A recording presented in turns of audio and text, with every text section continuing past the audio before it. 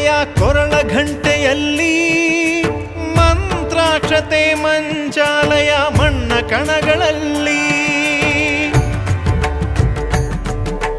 ಮೂಲ ರಾಮ ನಿನ್ನ ತಂದೆ ನೀನೆ ನಮ್ಮ ತಾಯಿ ತಂದೆ ಸತ್ಯದ ದೀಪ ಹಚ್ಚುವ